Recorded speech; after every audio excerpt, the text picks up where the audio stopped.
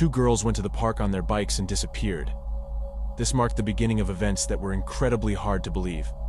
From the very beginning, this story resembled a detective thriller with an unbelievable plot. As things unfolded, it became even more puzzling until all the mysteries converged into one solution.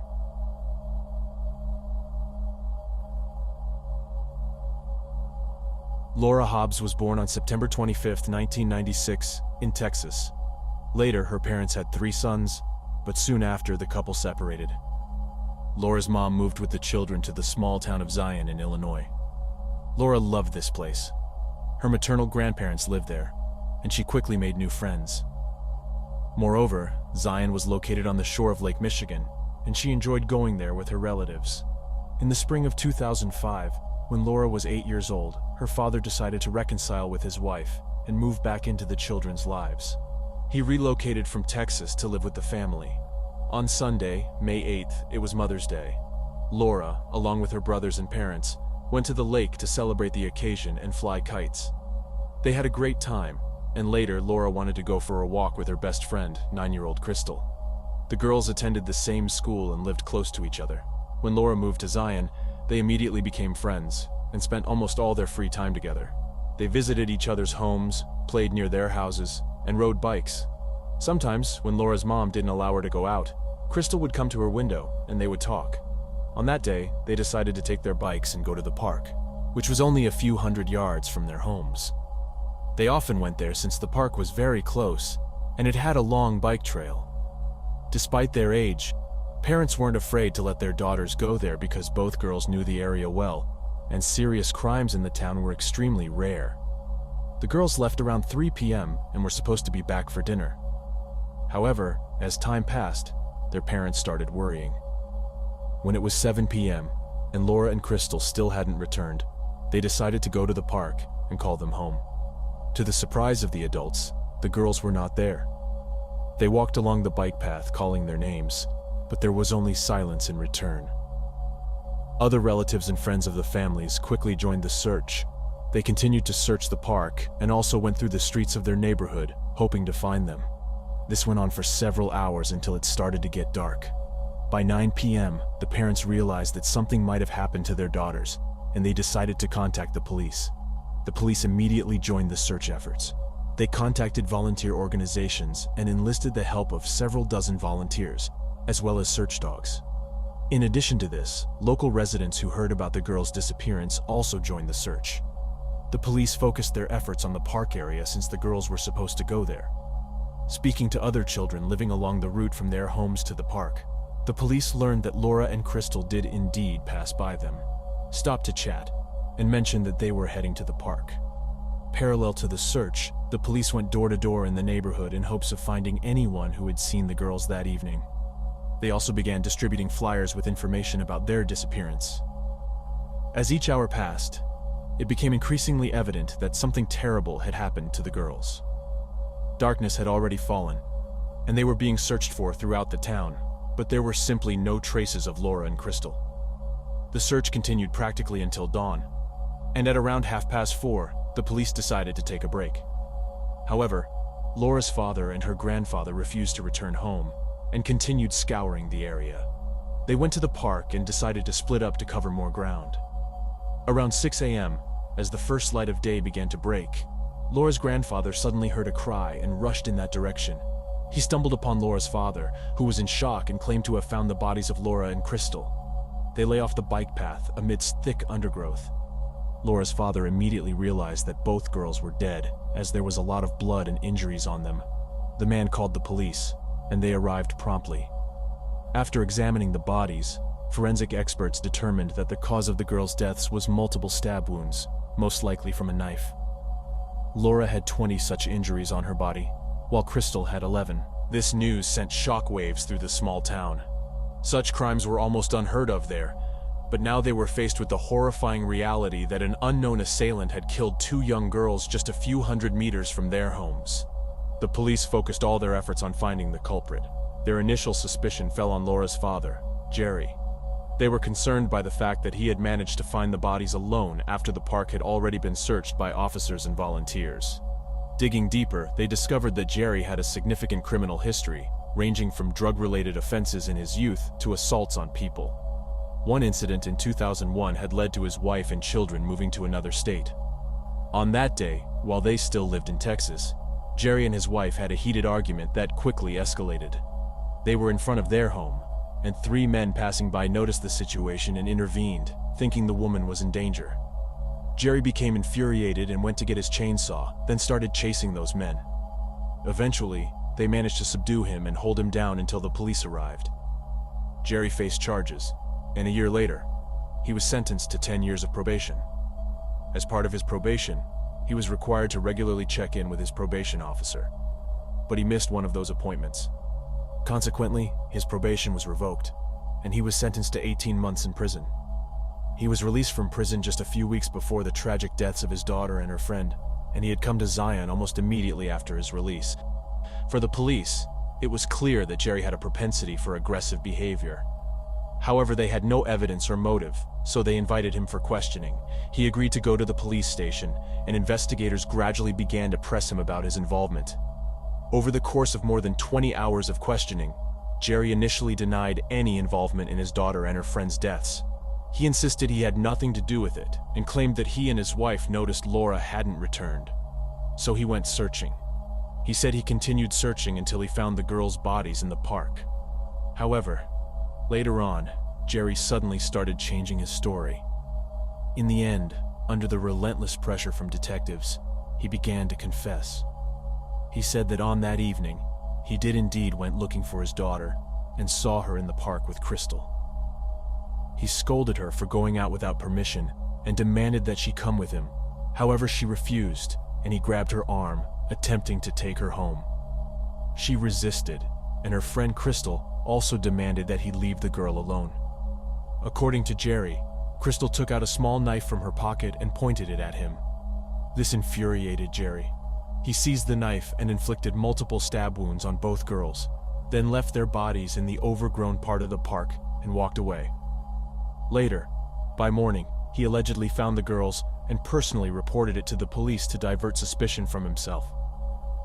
During this confession, Jerry was in tears, but he still signed his admission statement and repeated it on camera. I was walking on a dirt trail and I ran into Laura and her friends Crystal on the trail. I told Laura that she had to come home and she argued with me and I grabbed her by the arm. She tried pulling away and was telling me to let her go. Crystal also telling me to let Laura go. Crystal pulled out a small knife from her pocket and again told me to let Laura go. Laura was fighting me and I punched her in the face and she dropped to the ground. The relatives of the girls were shocked by this turn of events. None of them could have imagined that Laura's own father would turn out to be the killer. However, his wife later told the police that she had always known about her husband's propensity for aggression, considering his previous criminal offenses. Nevertheless, the man admitted his guilt and was subsequently arrested, awaiting trial in prison. Soon, the prosecutor announced his intention to seek the death penalty. The preparation for the trial dragged on, and during this time some intriguing developments occurred in the case. Jerry was appointed a lawyer, and he suddenly claimed that he had no involvement in these murders. According to him, he confessed under immense pressure from detectives who had interrogated him for over 20 hours. He also alleged that they had threatened him and his family and subjected him to physical abuse. At that point, he had not slept for over 2 days and was in an extremely distraught state because he had found his daughter murdered and couldn't cope with the grief. The police began to tell him that if he simply confessed to the murders, they would release him and allow him to get some rest. They essentially formulated the most likely scenario of what had happened for him, and Jerry merely echoed their words. When the detectives pieced together a coherent narrative, they wrote down this confession for him to sign, and asked him to read the text from the paper on camera. His attorney immediately requested a case review, but it was swiftly denied. The prosecution argued that Jerry had confessed voluntarily and affirmed his statement on camera. Nevertheless, after retracting his confession, he had to go through a full-fledged trial with a jury, which prolonged his wait for several years. Following this, Jerry's lawyer discovered some significant details. Initially, he knew that there wasn't a single real piece of evidence against his client, and decided to focus on searching for any leads. Here, he found out that the medical examiners had not even thoroughly examined the bodies of the girls. They had conducted all the standard procedures, like taking swabs, collecting debris from under the girls' fingernails, and so on. However, after storing these samples in the refrigerator, no one had considered analyzing their contents. The lawyer pushed to have all these pieces of evidence examined in an independent laboratory. The prosecution tried to obstruct his efforts, but he succeeded in his task. In 2008, the examinations were finally conducted, and there was a rather unexpected twist. It turned out that Laura's body had several different DNA samples on it. There was foreign skin under her fingernails, and male semen found on her clothes and in 3 places on her body. Simple analysis revealed that none of this belonged to Laura's father. It all pointed to a completely different man. This discovery unequivocally indicated that Laura had been sexually assaulted. As for Crystal, they did not find any foreign DNA on her body, but no one doubted that she was killed by the same person. Jerry's lawyer immediately requested his client's release from prison and the dismissal of all charges. However, an unpleasant surprise awaited him here as well. The district prosecutor refused to acknowledge the new evidence, claiming that it meant nothing. In his opinion, the presence of foreign DNA on Laura's body could have been entirely coincidental. He argued that young couples regularly visited that park for intimate encounters, and he believed that this was why male semen ended up on the girl's body, possibly from the grass or bushes. Even the fact that some biological samples were found inside the victim's body didn't seem to faze him.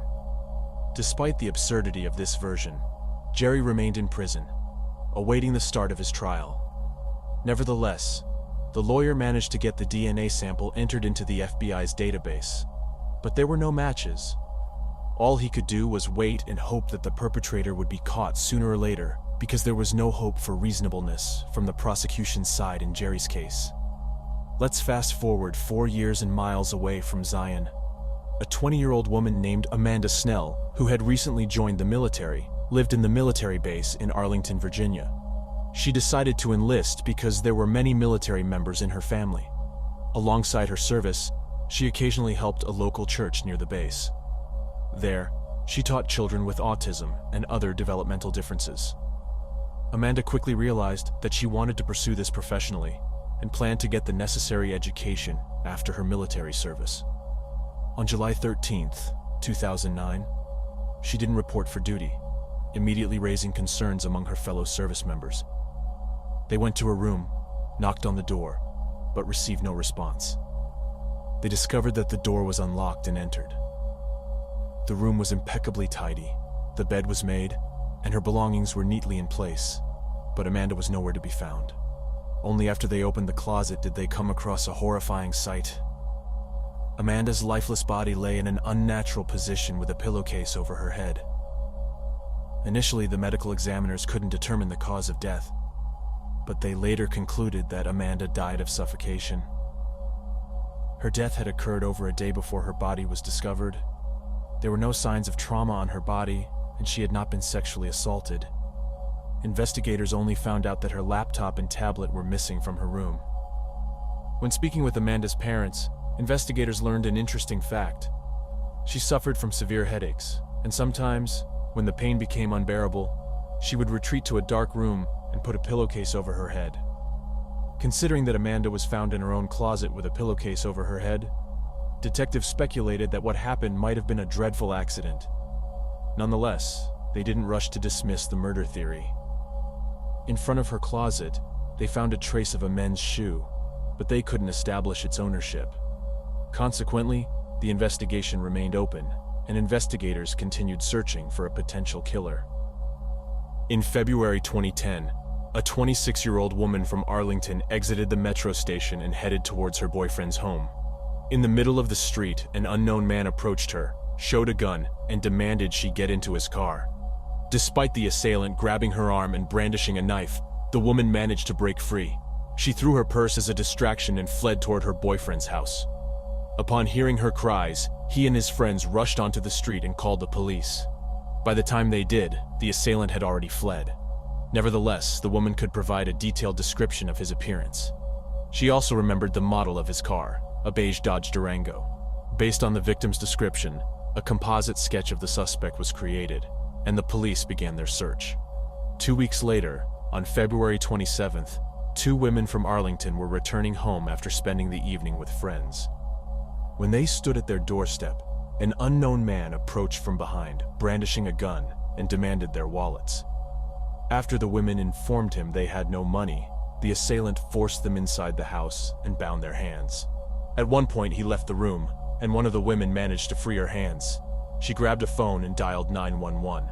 However, the man swiftly returned, snatched the phone, and smashed it against the wall. Subsequently, he grabbed one of the women, took her out to his car, and drove away. After covering some distance, he raped her, taped her head with duct tape, and strangled her with a scarf until she lost consciousness. She later regained consciousness in the snow by the side of the road when passers-by found her. She was taken to the hospital, where the police promptly arrived. The woman provided them with a description of the attacker and mentioned the model of his car, a beige Dodge Durango. Remarkably, just 2 hours before this attack, another woman had reported to the police. She told them that a man matching the same description and driving the same type of car had approached her on the street. He had attempted to coerce her into his vehicle, but she had used her stun gun on him and managed to escape. Investigators realized that they were dealing with a serial and highly dangerous criminal right in their midst. They focused their efforts on the vehicle, as it was easier to trace through databases. The police visited all owners of such cars, and soon they got lucky. During the inspection of one of these vehicles, they discovered a student ID belonging to the same woman who had been left to die in the snow, along with her earring. Inside the car, they also found the same type of tape used to bind her head and a stun gun. The owner of the car turned out to be a 21-year-old named Jorge Avila Torres, who was serving in the military at the very base where Amanda Snell's body had been found several months earlier. Moreover, he lived in the same building as her, just a few floors below. During the search of his room, investigators found a pistol he had purchased less than a month ago, along with numerous rounds of ammunition. On his computer, they discovered a significant amount of explicit videos depicting violence and cruelty. Some of these videos featured women who were unconscious. Photos of Torres, along with pictures of other men, were shown to all three women who had been attacked. They all unanimously identified him. They remembered his face well because during the assaults, he didn't even attempt to conceal it. Following this, Torres was arrested and placed in custody pending trial. Investigators suspected him of kidnapping one woman and assaulting two others, which seemed likely given the evidence. However, they faced another problem when they began to suspect Torres of Amanda's murder. There wasn't a single piece of evidence linking him to the crime, so detectives devised a clever plan. They planted an informant in his cell, someone willing to wear a wire and engage him in conversation. Surprisingly, this tactic worked remarkably fast. Within a week, Torres started confessing to his crimes. He openly boasted about killing Amanda, stating he did it just because the opportunity presented itself. He added that he did it for the adrenaline and provided a detailed account of how he placed her body in the closet. Torres also mentioned that after the murder, he had to meticulously clean her room to erase any traces. However, unknowingly, he left behind a piece of evidence during the cleanup. The criminal revealed to his cellmate that he had sexually assaulted the victim on her bed, using contraception. After moving her to the closet, Torres made her bed but removed the top sheet. However, he left the mattress pad, which the police immediately sent to the laboratory. Their experts found a tiny sample of male semen that matched Torres's DNA perfectly. Furthermore, Torres let slip to his informant that he had a pair of Nike sneakers that he kept in his car. Crime scene analysts seized the shoes and compared the sole pattern to the footprint found outside Amanda's closet. The sole pattern was an exact match. As a result, Torres was formally charged with murder, and he remained in custody awaiting trial. Meanwhile, a sample of his DNA had been uploaded to the FBI's database, and now we return to Zion. Several weeks after the sample was added to the database, local investigators got a perfect match between Torres's DNA and the semen samples found on Laura Hobbs's body. What followed was even more astonishing. It turned out that Torres was originally from Zion and was friends with the older brother of the second murdered girl, Crystal. This connection confirmed that both Laura and Crystal knew Torres, a fact corroborated by other kids in the area. At the time of the girls' deaths, Torres was just 16, and the police hadn't considered him a suspect at all. They were solely focused on Laura's father, who had spent 5 years in jail awaiting trial. Once the DNA match was found, Jerry's attorney demanded his client's immediate release and the dropping of all charges.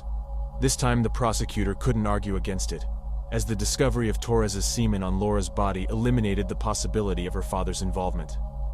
After his release, Jerry announced his intention to sue the police and authorities for coercing a false confession from him and making him spend 5 years of imprisonment. They quickly realized they had no chance of winning this case, and in the event of a loss, they'd be held accountable for their misconduct and incompetence. So, they offered him a settlement, which he accepted, receiving nearly $8 million. As for Torres, the legal process in Virginia concluded 4 years after his arrest. He refused to admit guilt, but the jury unanimously found him guilty. He was sentenced to death for Amanda's murder, and for the attempted abduction of 2 other women and the kidnapping of a third, he received 5 life sentences, plus 168 years in prison. Immediately after this, he was extradited to Illinois, where the trial for the murders of Laura and Crystal began. Initially, he denied his guilt, and his lawyer tried to argue that the semen found on the victim wasn't enough to prove his client's guilt. However, Torres was eventually presented with a deal. He was already facing the death penalty, and even if that were delayed for decades, as it often happens, he would never walk free.